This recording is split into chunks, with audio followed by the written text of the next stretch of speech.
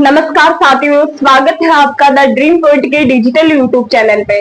अपन पहले डिस्कस कर चुके पोषक तत्वों के बारे में। अब अपन बात करेंगे खाद्यों के बारे में। ठीक है, देखो, अगर मृदा में पोषक तत्व की कमी हो रही है तो पोषक तत्वों की कमी की पूर्ति अपन या तो खाद्यों से करेंगे या फिर उर्वरकों से करेंगे। ठीक है, तो सबसे पहले अपन खाद पढ़ते हैं, इसके बाद पढ़ेंगे उर्वरक के बारे में। ठीक है, तो खाद क्या होती है? जैसे पशु पक्षियों के अपशिष्ट पदार्थ होते हैं या फिर फसल अवशेष होते हैं, तो इनमें अपघटन के पश्चात जो पदार्थ बनते हैं उनको अपन खाद बोलते हैं। ठीक है, पादप व पशु पक्षियों के अवशेष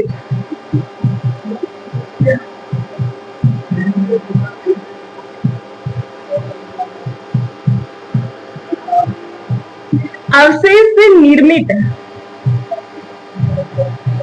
अवशेष से अपघटन के पश्चात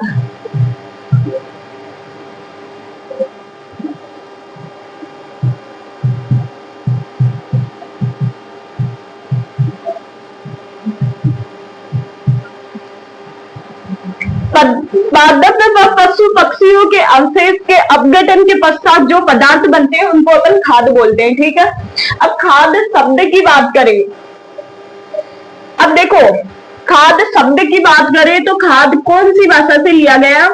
संस्कृत भाषा से। संस्कृत भाषा के खाद्य से लिया गया है।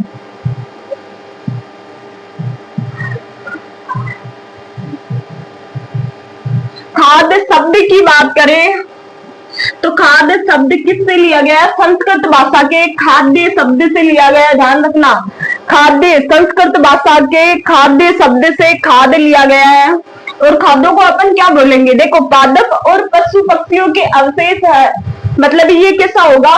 कार्बनिक पदार्थ होगा। ठीक है,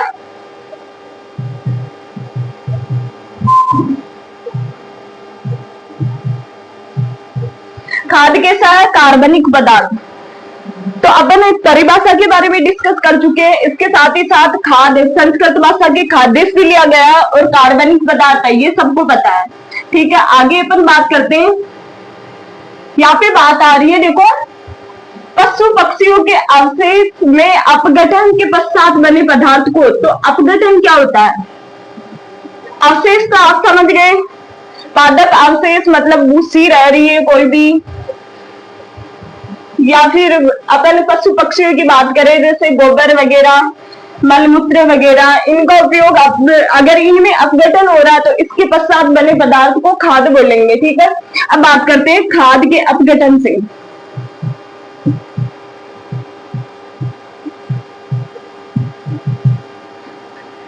तो खाद का अपघटन, अपघटन अपन किसको बोलेंगे?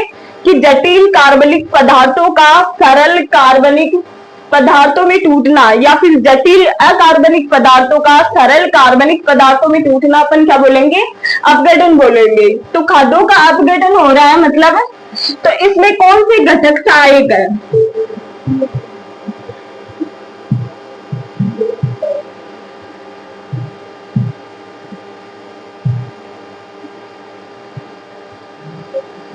ध्यान रखना, खाद्यों के अपघटन में सबसे ज्यादा जो इम्पोर्टेंट है वो क्या है? नमी। खाद्यों के अपघटन के लिए अपने पास उपयुक्त नमी होना आवश्यक है। ठीक है, तो खाद्यों के अपघटन के लिए अपन घटक की बात करें तो क्या होगा? नमी। और इसमें जो बैक्टीरिया, अब देखो, खाद्यों का अपघटन हो रहा है तो खाद्यों के अपघटन में कोई ना कोई जीव एक्टिव होगा, वो अपनी क्रिया करेगा, उसी की वजह से अपघटन होगा। तो जीव का मतलब अपन या तो कवक ले सकते हैं या बैक्टीरिया या फिर एक्टिनोमाइसीट्स। ठीक है, तो इसमें जो जीव सहायक है अपघटन में सहायक,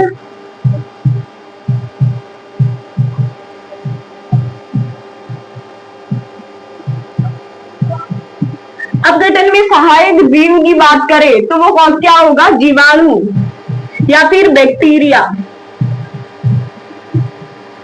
एक ही बात है, जीवाणु बोल दो या बैक्टीरिया। तो अब अपघटन में सहायक जीव जीवाणु होगा और जो आवश्यक घटक होगा वो क्या होगी, इसमें नमी। ठीक है, तो जीवाणु, ये तो देखो अपघटन के स्टार्टिंग में जब जीवाणु अपनी क्रिया करेंगे तब अपघटन की क्रिया होगी, लेकिन अपघटन के बाद में, अपघटन के अंतिम समय में,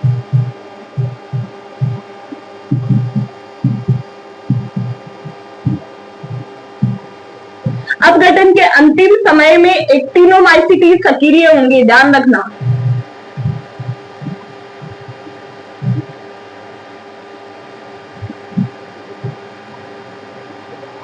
ठीक है, देखो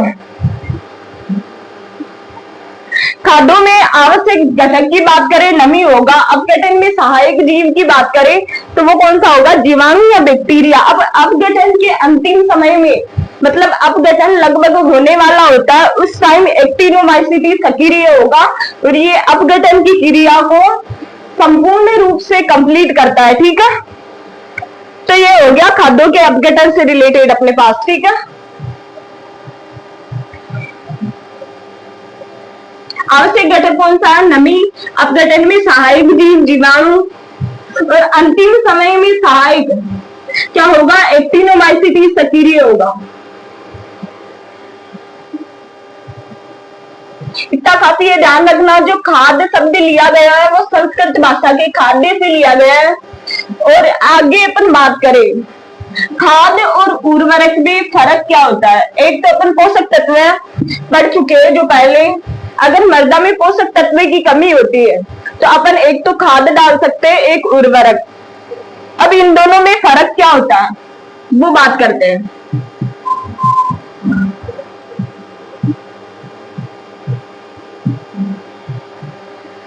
यहाँ पे देखो खाद,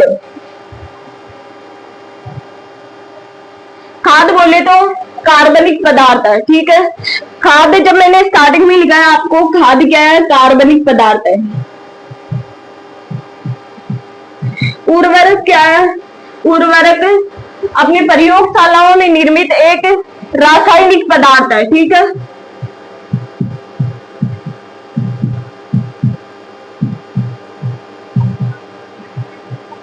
खादों का प्रभाव कितने टाइम तक रहेगा मृदा में, 2 से 3 वर्ष तक प्रभाव रहेगा। खादों का प्रभाव मृदा में 2 से 3 वर्ष तक रहेगा, ध्यान रखना। और जो उर्वरक होंगे, अगर अपन 1 साल खादों की पूर्ति करते हैं मृदा में तो इसका इफेक्ट 2 से 3 साल तक रहेगा, लेकिन उर्वरक अपन डाल दें तो इसका प्रभाव कब तक रहेगा, 1 सप्ताह लास्ट है, 1 सप्ताह तक प्रभाव रहेगा इसका। ठीक है, आगे अपन बात करें खादों में। खादों में क्या होता है, मृदा की भौतिक, रासायनिक व जैविक दशा में सुधार होता है। मृदा की भौतिक, जैविक व रासायनिक दशा में सुधार होता है।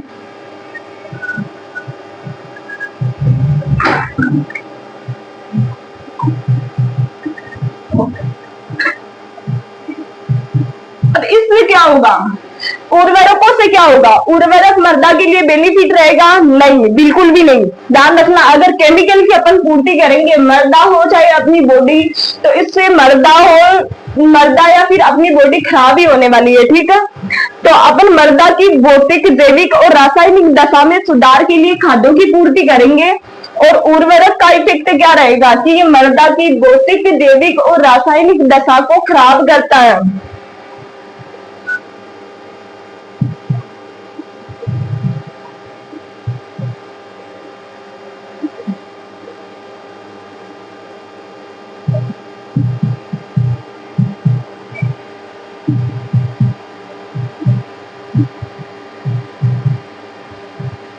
ठीक है, मृदा को भौतिक, जैविक, रासायनिक दशा में सुधार होता है और ये क्या करेगा, दशा को खराब करेगा, उर्वरक। ठीक है, आगे अपन बात करें, देखो कार्बनिक पदार्थ है, ये रासायनिक पदार्थ है, इसका प्रभाव मृदा में 2 से 3 साल तक रहेगा, इसका प्रभाव 1 सप्ताह तक, उसके बाद में खत्म हो जाएगा। 1 सप्ताह तक इसमें जो भी पोषक तत्व अपन देंगे उनकी पूर्ति हो जाएगी, उसके बाद उर्वरक का प्रभाव खत्म है। ठीक है, मृदा की भौतिक, जैविक व रासायनिक दशा में सुधार होता है और उर्वरकों की पूर्ति से क्या होगी, दशा खराब हो जाएगी। और खाद्यों में ध्यान रखना, सभी पोषक तत्व उपस्थित रहेंगे, क्योंकि इसमें क्या होता है, पशु पक्षियों के अवशेष होते हैं और साथ ही साथ पादप अवशेष होंगे, तो सभी प्रकार के पोषक तत्व खाद्यों में उपस्थित तो होंगे, लेकिन उर्वरक में विशेष प्रकार के पोषक तत्व ही विशेष मात्रा में उपलब्ध रहेंगे। मतलब फिक्स पोषक तत्व रहेगा, कोई भी उर्वरक है उसमें फिक्स पोषक तत्व रहेगा और उनकी फिक्स मात्रा रहेगी। ठीक है, तो ये लिख लो, सभी पोषक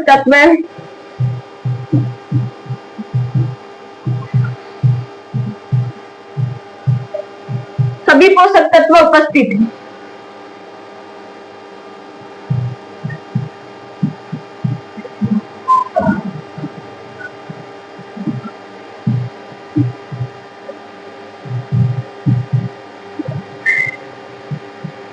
निर्धारित उर्वरक, निर्धारित पोषक तत्व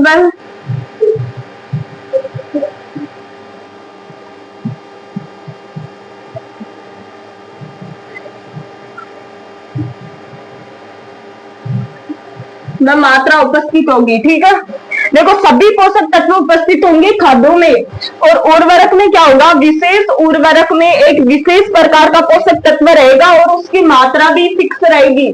जैसे अपन डीएपी लाते हैं, तो डीएपी में अपने पास नाइट्रोजन कितना रहता है, 18%। जैसे डीएपी अपन लेके आते हैं तो डीएपी में 18% फिक्स है नाइट्रोजन और अपने पास 46% फॉस्फोरस। ठीक है, तो इनकी मात्रा फिक्स रहती है उर्वरकों में, और खाद्यों में लगभग सभी पोषक तत्व उपस्थित रहेंगे जो मृदा की भौतिक, जैविक और रासायनिक दशा को सुधारने का काम करेगा। ठीक है, इसके साथ अपने खाद और उर्वरक के बीच में डिफरेंस खत्म होता है। अब अपन बात करें आगे,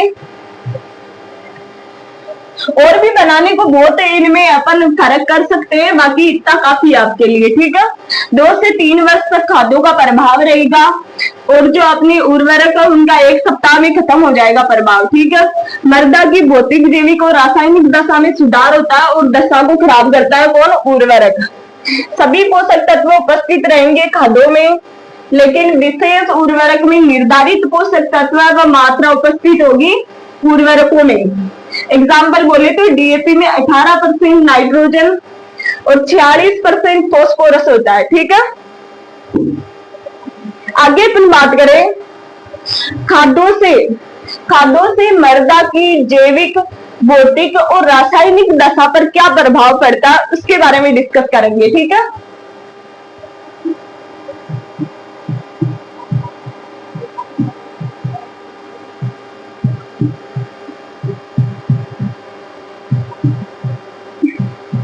तो इनको अपन अलग अलग पढ़ते हैं। सबसे पहले देखो, खाद्यों से मृदा की भौतिक दशा पर क्या प्रभाव पड़ेगा। अगर अपन मृदा में खाद्यों की पूर्ति कर रहे हैं तो उससे जो अपने मृदा की भौतिक दशा रहेगी उस पर कैसा इफेक्ट पड़ेगा, इसके बारे में पहले डिस्कस करते हैं, फिर रासायनिक दशा पे और फिर जैविक दशा की बात करेंगे। ठीक है, तो खाद्यों से मृदा की भौतिक दशा पर प्रभाव,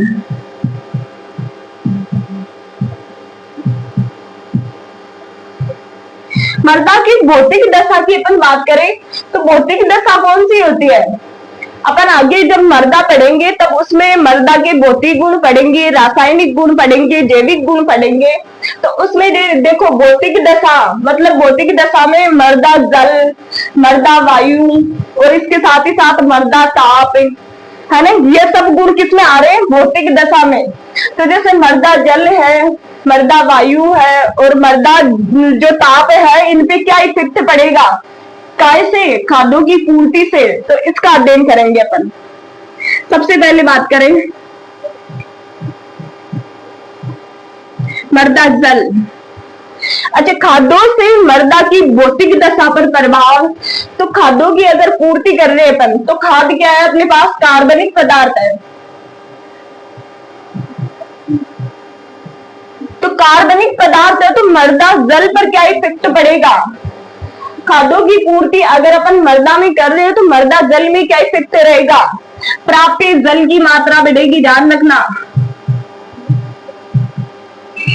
प्राप्य जल की मात्रा कैसे बढ़ेगी वो मैं बताती हूँ, है ना। जैसे प्राप्य जल की मात्रा बढ़ेगी, कैसे बढ़ेगी, क्योंकि ये क्या होगा, मृदा जल मतलब मृदा की जल धारण क्षमता बढ़ेगी, जिससे क्या होगा, वर्षा के समय मृदा ज्यादा जल को अवशोषण करेगी और प्राप्य जल की मात्रा में वृद्धि होगी। ठीक है, तो इसमें मृदा जल में अपन एक चीज लिख सकते हैं कि जल धारण क्षमता में वृद्धि।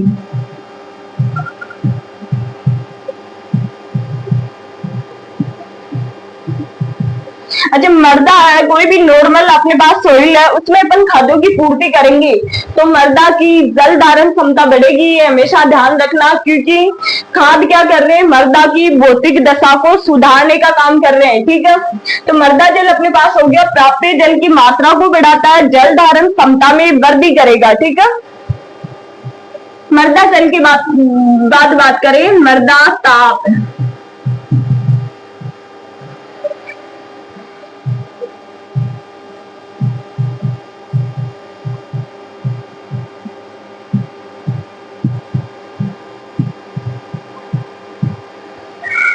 देखो, अपन ने क्या स्टार्टिंग में अपन ने देखा था कि मृदा की भौतिक दशा में सुधार होगा, तो जो भी भौतिक गुण अपन पढ़ेंगे उसमें कोई भी गलत इफेक्ट नहीं रहेगा। किससे, खाद्यों से कोई भी गलत इफेक्ट नहीं पड़ेगा। यहाँ पे देखो जल धारण क्षमता बढ़ रही है, इधर देखो मृदा का ताप उपयुक्त रहेगा, मतलब मृदा का ताप भी, जो टेम्परेचर है वो भी मेंटेन रहेगा। ठीक है, तीसरा अपन बात करें मृदा वायु। अब देखो, खाद्यों की पूर्ति मृदा में करेंगे तो मृदा में क्या होगा, सूक्ष्म रंध्रों की मात्रा बढ़ेगी।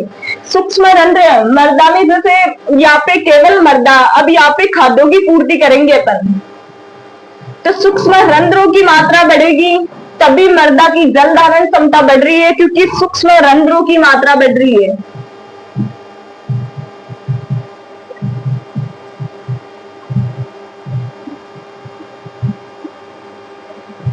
सूक्ष्म रंध्रों की मात्रा अधिक होगी तो मृदा जल और मृदा जो अपने पास वायु रहेगी वो दोनों ही अच्छा रहेगा। ठीक है, सूक्ष्म रंध्रों की मात्रा अगर अपने पास ज्यादा हो रही है तो जल धारण क्षमता भी ज्यादा होगी और वायु संचार भी अपने पास ज्यादा होगा, तो वायु संचार क्या होगा, बढ़ेगा। कैसे, खाद्यों की पूर्ति से। ठीक है, मृदा जल, मृदा ताप, मृदा वायु अपने पास हो चुके हैं, तो खाद्यों के प्रयोग से मृदा की भौतिक दशा, केवल भौतिक दशा बढ़ रही है। यहाँ पे देखो, तो प्राप्य जल की मात्रा बढ़ेगी, जल धारण क्षमता में वृद्धि होगी, मृदा ताप क्या होगा, उपयुक्त रहेगा, और मृदा वायु कैसी होगी, सूक्ष्म रंध्रों की मात्रा बढ़ेगी तो जल धारण क्षमता और वायु संचार दोनों ही अधिक होगा। ठीक है, आगे चौथा अपन बात करें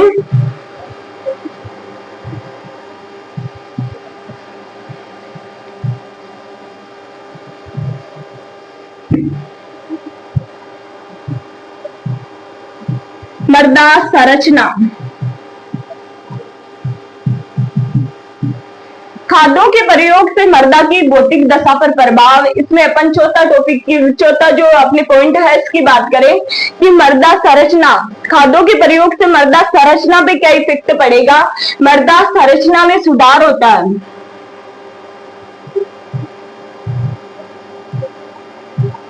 मृदा संरचना में सुधार।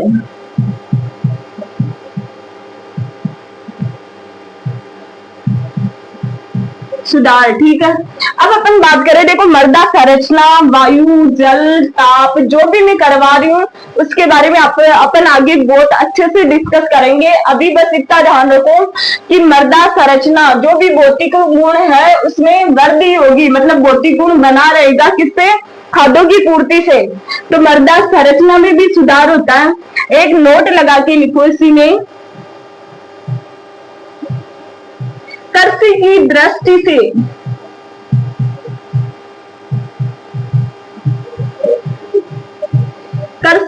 दृष्टि से सर्वोत्तम मृदा संरचना, ध्यान रखना मोस्ट इंपोर्टेंट है ये, कृषि की दृष्टि से सर्वोत्तम मृदा संरचना कौन सी होगी? कुंभी। मृदा संरचना के प्रकार पढ़ेंगे तब इसके बारे में डिस्कस करेंगे अपन। कृषि की दृष्टि से सर्वोत्तम मृदा संरचना कौन सी है? कुंभी संरचना, ठीक है। और ये कैसे होगी इसके बारे में आगे ही बात करते हैं अपन, ठीक है। मृदा संरचना में सुधार होगा। पांचवा टॉपिक कौन सा होगा अपने? एक देखो भौतिक गुणों में एक और आता है मृदा कणाकार, स्टार पॉइंट लगा के लिखो ये चीज, मृदा कणाकार टॉपिक में ये इसमें नहीं आएगा, पॉइंट में नहीं आएगा, आप ऐसे ही टॉपिक लगा के लिखो एक मृदा कणाकार। अब देखो मृदा संरचना और मृदा कणाकार में क्या अंतर है? मृदा संरचना क्या होती है कि मृदा के कणों का सुव्यवस्थित ढंग से जमना, और जो जमने के बाद जो संरचना बन रही है उसको क्या बोल रहे हैं अपन? मृदा संरचना। और मृदा कणाकार मतलब मृदा में जो भी कण है उनका आकार क्या है, उसके अकॉर्डिंग अपन इस भौतिक गुण का अध्ययन करेंगे, ठीक है। तो ये 4 पॉइंट है, ध्यान रखना। मृदा जो किसमें आ रही है? मृदा की भौतिक दशा में आ रही है, तो मृदा कणाकार पे क्या प्रभाव पड़ेगा? ध्यान रखना मृदा का एकमात्र ऐसा गुण है जो किसी भी खाद या रासायनिक उर्वरकों के प्रयोग से मृदा कणाकार कभी नहीं बदलेगा।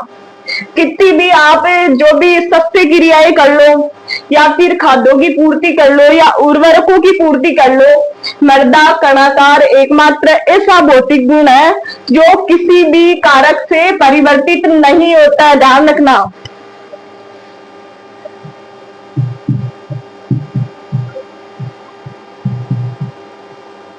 किसी भी कारक से नहीं बदलने वाला,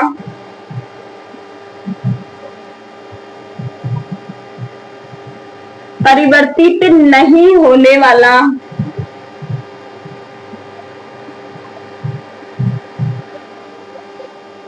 मृदा का एकमात्र गुण है।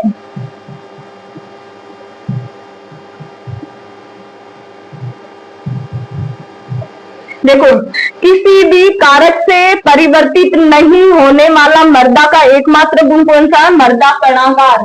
चाहे अपन कितने ही खाद डाल दो, उर्वरक डाल दो या फिर कितनी भी सस्ते क्रियाएं कर लो, सस्ते क्रियाएं करने से मृदा संरचना भी प्रभावित होगी, ताप भी प्रभावित होगा, जल वायु संचार सब प्रभावित होंगे, लेकिन मृदा कणाकार वही रहेगा जो स्टार्टिंग से उसका कण, जो मृदा जहां की बनी हुई है उसके कणों का आकार जो रहेगा वो सेम रहेगा। ध्यान रखना किसी भी कारक से उसको नहीं बदल सकते पर। तो स्टार पॉइंट लगा के ये 2 चीजें लिखो। और मृदा संरचना में सुधार होता है, ध्यान रखना ये भी एक भौतिक गुण है मृदा का। और कृषि की दृष्टि से सर्वोत्तम मृदा संरचना कुंभी संरचना है। और मृदा कणाकार की बात करें तो किसी भी कारक से परिवर्तित नहीं होने वाला मृदा का एकमात्र गुण है, ठीक है।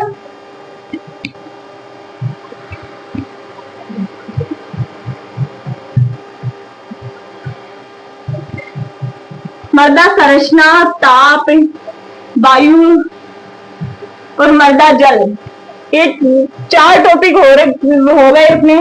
अब आगे बात करें मृदा रंग, 5वां।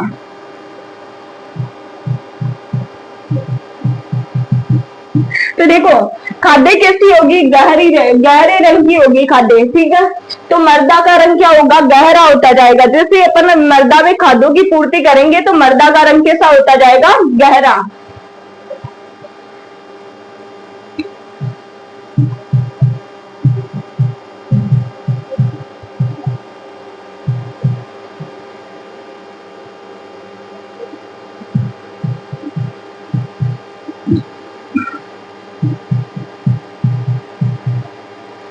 खाद्यों की पूर्ति से।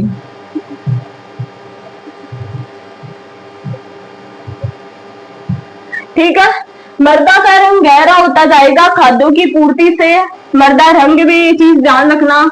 और इसके बाद मर्दा बीडी, केवल बीडी लिख लो, मर्दा मर्दा बार बार लिखने की जरूरत नहीं है। बीडी, बीडी क्या होता है? बल की डेंसिटी, मतलब स्थूल घनत्व।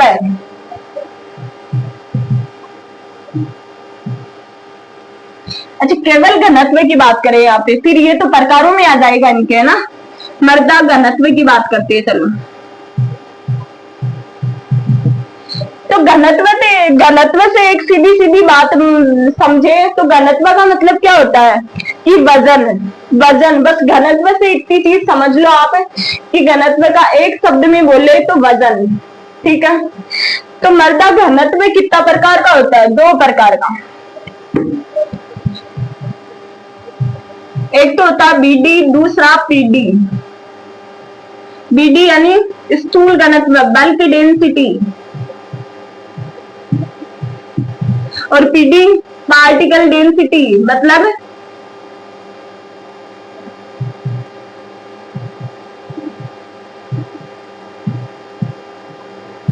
ठीक है, वास्तविक घनत्व। बीडी स्थूल घनत्व, पीडी पार्टिकल डेंसिटी, मतलब वास्तविक घनत्व। तो क्या प्रभाव पड़ेगा जब अपन खाद्यों की पूर्ति मर्दा में करेंगे? तो मर्दा घनत्व पे क्या इफेक्ट पड़ेगा? मर्दा घनत्व में जो बीडी आपके वो क्या होगी? घटेगी, कम होगी। ध्यान रखना, सबसे ज्यादा इंपॉर्टेंट है ये चीज कि जैसे जैसे वायु संचार, जैसे जैसे अपनी रंध्रों की मात्रा बढ़ेगी, अपने कोई भी क्रिया करते हैं, जैसे सस्य क्रियाएं करते हैं, तो अपन क्या करेंगे? उस समय रंध्रों की मात्रा बढ़ेगी। तो रंध्रों की मात्रा बढ़ने से क्या होगा? अपने पास स्थूल घनत्व कम होता जाएगा। ठीक है, तो अपन बात करें जैसे रंध्रों की मात्रा किन किन प्रोसेस से बढ़ रही है। एक तो अपन क्या कर रहे हैं? कोई भी क्रिया कर रहे हैं, जैसे सस्य क्रिया कर रहे हैं, तो उसमें रंध्रों की मात्रा बढ़ेगी तो अपने पास क्या होगा? स्थूल घनत्व कम होता जाएगा। ठीक है, अब आगे अपन बात करें, देखो इसी में स्थूल घनत्व और वास्तविक घनत्व यानी बीडी और पीडी होता क्या है, इसके बारे में डिस्कस कर लेते हैं एक बार।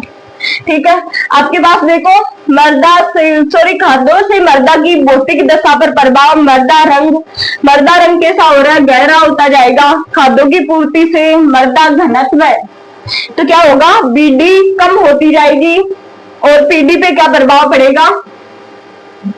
पीडी का छोड़ो, क्योंकि कृषि की दृष्टि से अभी घनत्व पूछा आपको कि कृषि की दृष्टि से महत्वपूर्ण घनत्व कौन सा है, तो आप क्या बताओगे?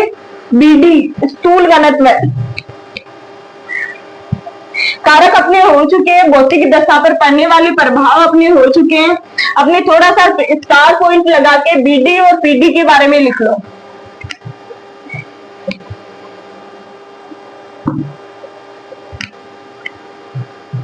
बीडी,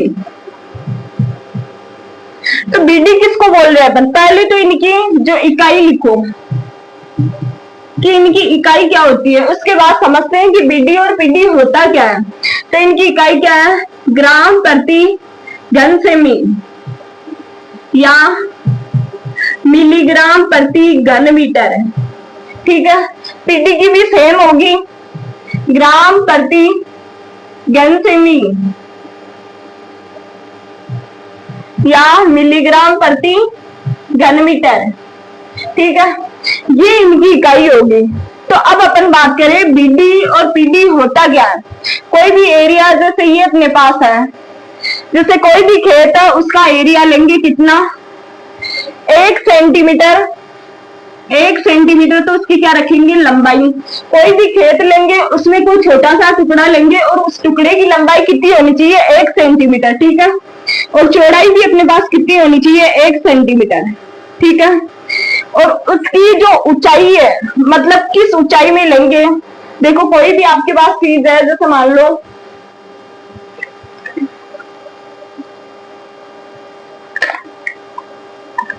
ये बॉक्स आपके पास है। ठीक है, तो इस बॉक्स की बात करें तो इसकी लंबाई, ठीक है, इसकी चौड़ाई है ना, और इसकी ऊंचाई। तो इसी पार्ट में अपन क्या लेंगे, कोई भी खेत का एरिया है उसमें 1 सेंटीमीटर लंबा, 1 सेंटीमीटर चौड़ा और 1 सेंटीमीटर ऊंचा। ठीक है, ये लंबाई, ये चौड़ाई और ये ऊंचाई। ठीक है, ऐसे ही अपन बात करेंगे कि इसमें जितना वजन है, मतलब इतना सा 1 सेंटीमीटर लंबा, 1 सेंटीमीटर चौड़ा और 1 सेंटीमीटर ऊंचा जो भी अपन ने भाग लिया है मर्दा का या फिर किसी भी एरिया का भाग लिया है, तो उसमें कितना वजन है, ग्राम में कितना वजन है, वही क्या कहलाएगा, बीडी और पीडी।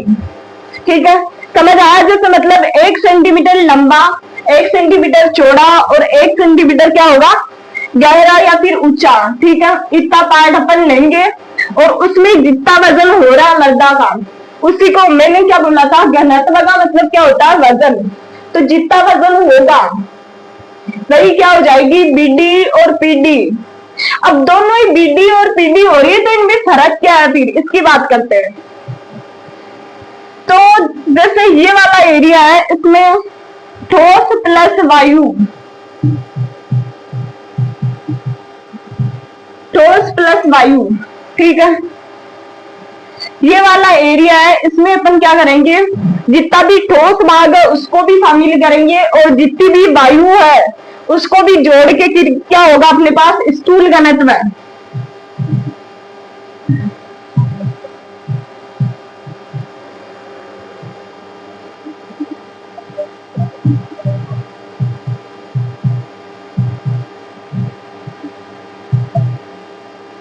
स्थूल घनत्व और वास्तविक घनत्व। तो इतना एरिया अपन ने लिया है, 1 सेंटीमीटर लंबा, 1 सेंटीमीटर चौड़ा। यहाँ पे देखो घन में होने का मतलब क्या है, मतलब 1 सेंटीमीटर आपके पास लंबाई हो गई, 1 सेंटीमीटर चौड़ाई हो गई और 1 सेंटीमीटर ऊंचाई, कुल मिला के कितना हो गया अपने पास, घन सेमी। ठीक है, तो इतना एरिया लेंगे, उसमें ग्राम में जितना भी वजन होगा वो क्या कहलाएगा, बीडी या पीडी। अब इनमें फर्क क्या होता है, बीडी में अपन वायु को शामिल करेंगे, बीडी यानी स्थूल घनत्व में अपन किसको शामिल करेंगे, ठोस प्लस वायु दोनों को शामिल करेंगे। लेकिन यहाँ पे देखो वास्तविक घनत्व है, वास्तविक घनत्व मतलब केवल ठोस को शामिल करेंगे।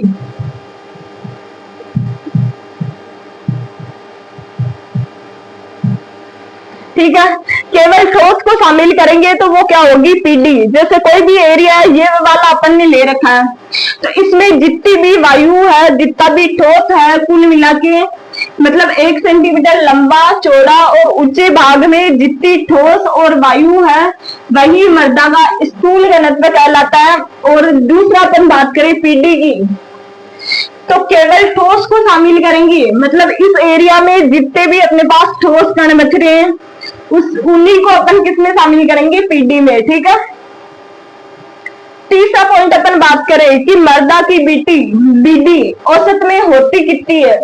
आपसे सीधा सीधा क्वेश्चन पूछ ले, और ये आया हुआ भी है डेट में कि मर्दा, सामान्य मर्दा की बीडी कितनी होती है। बीडी मतलब स्थूल घनत्व कितना होता है, तो 1.33 ग्राम प्रति घन सेमी। ठीक है, सामान्य मर्दा का स्थूल घनत्व कितना होगा, 1.33 ग्राम प्रति घन सेमी। ठीक है, अब सामान्य मर्दा की पीडी यानी वास्तविक घनत्व की बात करें तो कितना होगा, 2.66 ग्राम प्रति घन सेमी। ठीक है, 2.66 ग्राम प्रति घन सेमी, ये सामान्य मर्दा का अपने पास वास्तविक घनत्व होगा। अब देखो अपन बात करते हैं केवल ठोस की। मैंने यहाँ पे आपको बताया कि केवल ठोस, यहाँ पे बताया ठोस और वायु दोनों का वजन। तो देखो इसमें वायु में कोई वजन होता नहीं होता, तो तभी ये बीडी क्या हो रही है, कम हो रही है यहाँ पे। और वास्तविक घनत्व मतलब इस एरिया की एक तो वायु भी शामिल करेंगे तो कम ही होगा ना, इतने घन सेमी एरिया में कम ही होगा, मतलब बीडी कम ही होगी। अब इसमें देखो वास्तविक घनत्व की बात करें, इसी जगह पे सभी ठोस कणों को शामिल करेंगे तो अपने पास ज्यादा ही आएगा, 2.66 ग्राम प्रति घन सेमी। ठीक है, ये सामान्य मर्दा का दिया था आपको। अब मैंने आपको बताया जैसे जैसे वायु संचार बढ़ेगी, जैसे जैसे आपके रंध्रों की संख्या या रंध्रों की मात्रा बढ़ती है, वैसे वैसे आपके बीडी कम होता जाएगा।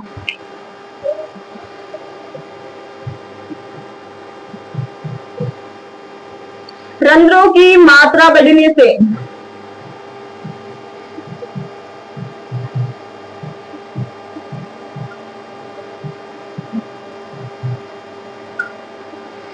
ये इसमें नोट लगा के लिख लेना स्थूल घनत्व में कि रंध्रों की मात्रा बढ़ने से स्थूल घनत्व पे क्या प्रभाव पड़ेगा, स्थूल घनत्व कम होता जाएगा। ठीक है,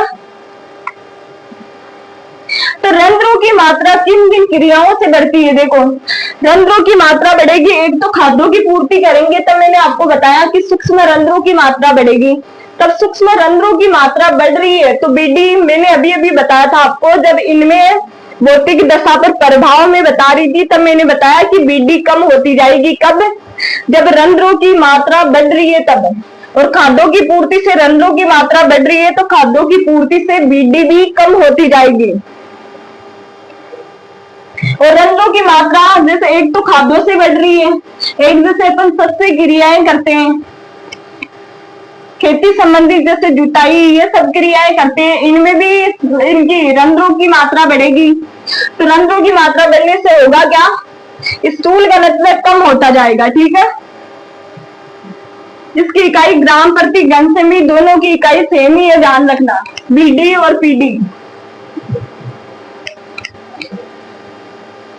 आगे एक चीज नोट लगा के लिखो कि पडलिंग से धान में एक क्रिया होती है पडलिंग। ठीक है,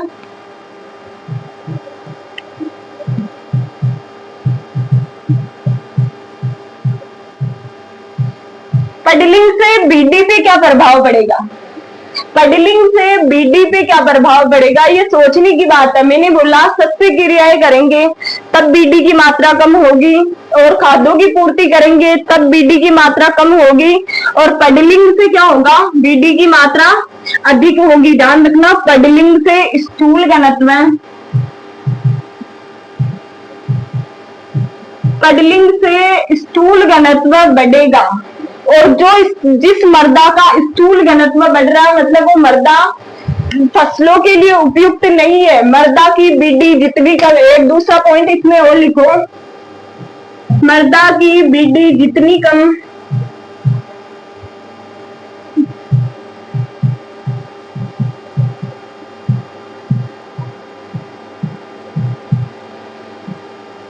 उतना लाभदायक रहेगा।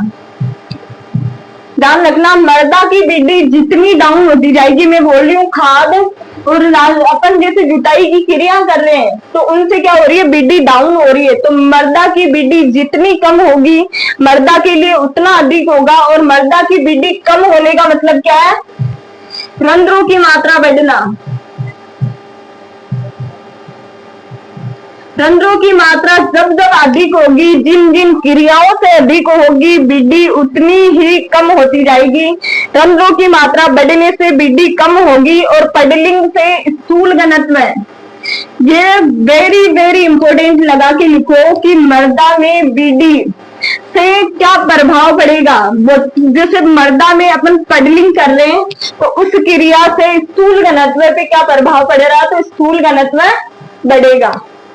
ठीक है, इसी के साथ अपने आज कंप्लीट होते हैं। एक बीडी में देखो एक छोटा सा पॉइंट और लिखो, पडलिंग से बीडी बढ़ेगी और मृदा में बीडी जितनी कम होगी कृषि की दृष्टि से उतनी ही आवश्यक लाभदायक मृदा होगी। ठीक है, अब इसमें एक 4 पॉइंट और लगा के लिखो बीडी से रिलेटेड कि सर्वाधिक बीडी यानी स्थूल घनत्व, सर्वाधिक बीडी किसकी होती है, रेतीली मृदाओं की।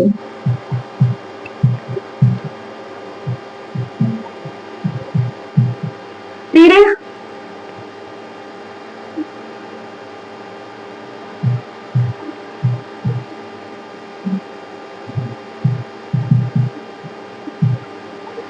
सर्वाधिक बीडी होगी रेतीली मृदाओं की, उसके बाद होगी बालू और उसके बाद सबसे कम बीडी होगी क्ले की।